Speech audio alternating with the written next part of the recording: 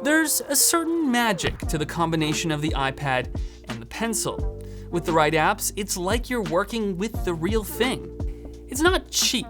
Depending on the iPad you have, a pencil could cost you $130. And if you buy one for the base iPad, a pencil is almost a third of the cost. But the pencil isn't the only stylus that works with the iPad. There are alternatives, which could be worthy. So today I'm meeting up with a local artist to compare them with what up until now seemed like the only option.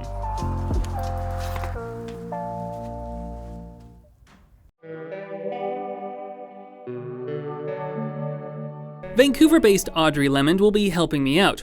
A predominantly digital artist, the pixel is her medium. And her work, you might have already seen. So I work right now as a background artist at a studio called Bardell. Most recently I was working on season 5 of Rick and Morty. I would say I'm a mostly digital artist. I use a lot of Photoshop, some Procreate. When it comes to alternatives to the Apple Pencil, what you want to look for is an active stylus, ideally with tilt support. Audrey and I are going to try 4 good options on the market, which are similarly priced. There's the official Logitech Crayon, which was the first active iPad stylus option to become available. The Zag Pro stylus has a passive capacitive end. Or there's this Adonit Note Plus, which has 2 buttons and pressure sensitivity, but not system-wide. And then there's this one from Amazon, which is cheap.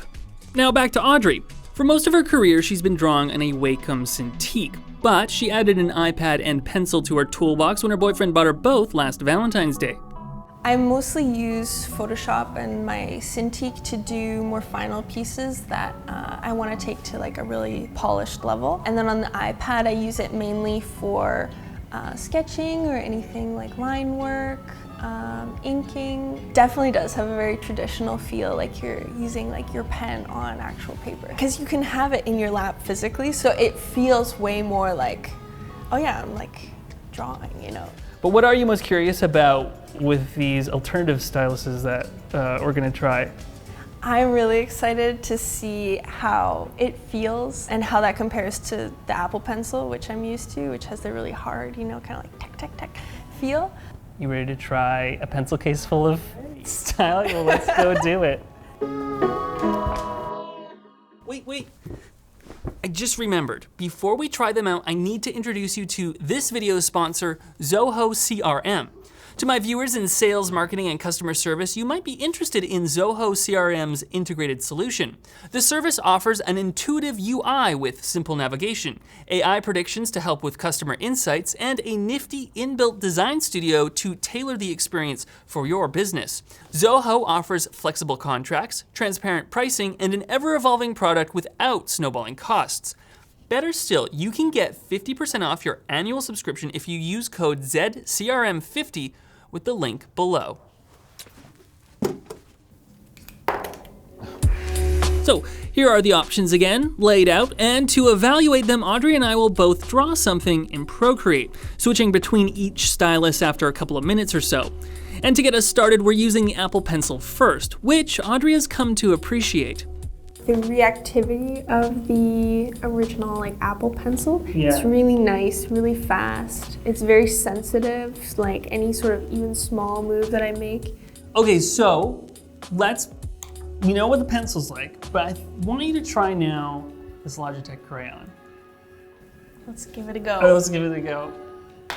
So how do these active styluses work?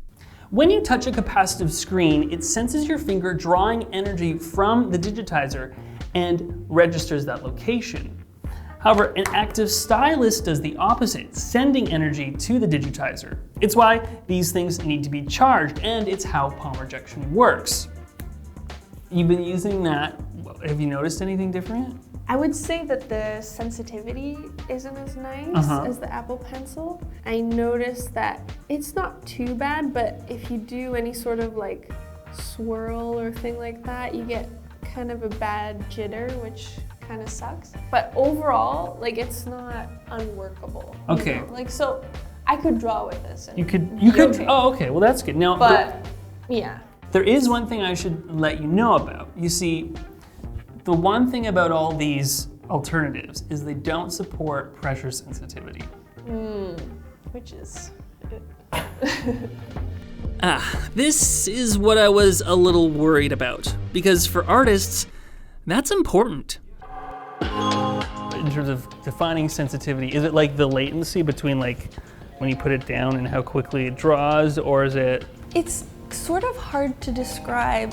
That is part of it. So putting your pencil down and having it be really responsive, but it's also like if you shift your hand and it starts to do almost like you're sliding the side of the pencil and you get a larger, more softer stroke, which I know Photoshop does have and like Cintiq do have, but I found it was way more sensitive on the iPad than So the tilt's more sensitive. Yeah. That's the tilt sensing, and then the pressure's the other one the pencil does. pressure. Yeah, pressure is good. Well, why don't we switch to the next one and see if you could tell? But they still support tilt.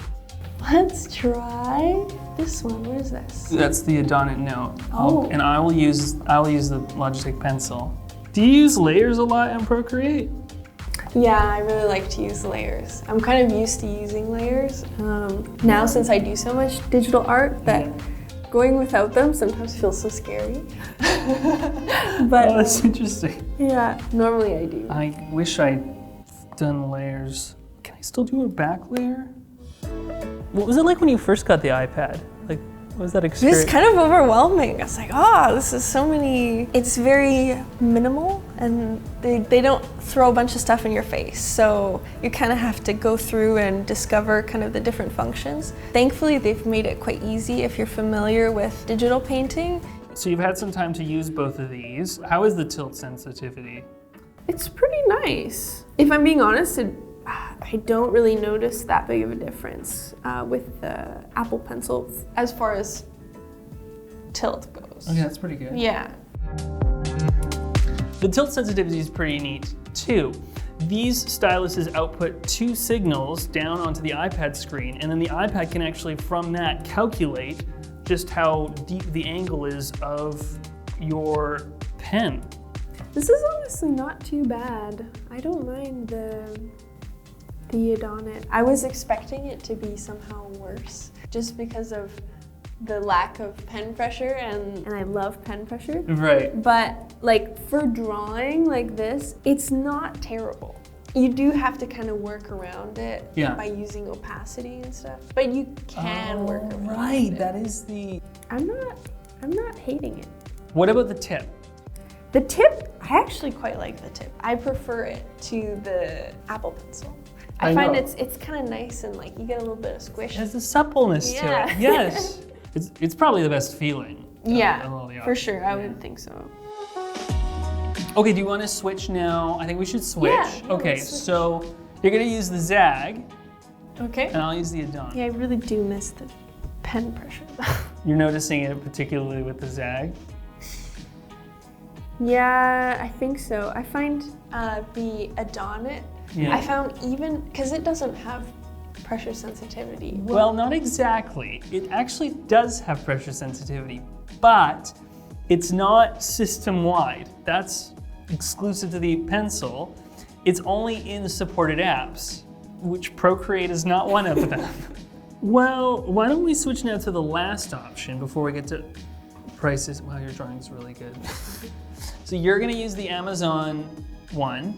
So one of the interesting things I've noticed is the Amazon stylus and the Zag Pro stylus, they kind of look similar, like in the way they're made. Oh, they do. But the one thing these 2 styluses do is they actually do magnetically attach to the side of the iPad.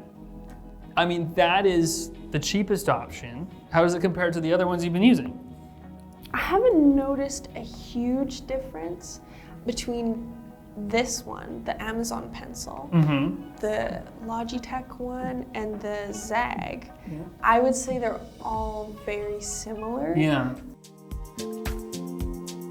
Okay, are you done? I mean, I think I'm as done as I'm gonna be. All right, pencils down. Okay, so These three actually cost the exact same price. So these are $70, and this is actually $30. Are these savings worth it? For someone like me, I would say no.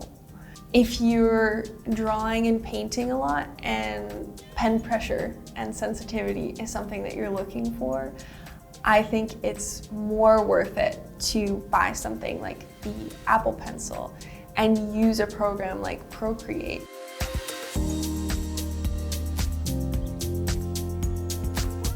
So these aren't for artists, but a group of people who aren't artists, they might be engineers or students who need something for note-taking or doing math, but which is the one to recommend to them? If it were me, I would say go for the Adonit just because it feels really nice, but honestly, you probably can't go wrong with any of them. I think I agree with you. I think the Adonit would be the one I'd recommend to non-artists. Well, thank you so much for all your help. Now, you want to see what I drew, and I want to see what you drew. I want to see. Here. Okay. Wow. This is much better than mine. So for artists, it looks like the Apple Pencil is the only game in town. Pressure sensitivity is super important, but that doesn't mean the alternatives don't have a place. If you're a student or an engineer working in a field full of math, you don't need pressure sensitivity. And so you're much better off saving the money and going for one of these. And the one that Audrey and I recommend is the Adonit Note Plus. Thanks for drawing this MAC address. If you're someone who loves the Apple Pencil, why not give this video a like? And if you're someone who just signs documents with a regular stylus, why not subscribe? Now, I'm curious how important something like pressure sensitivity is to you. Let me know in the comments below.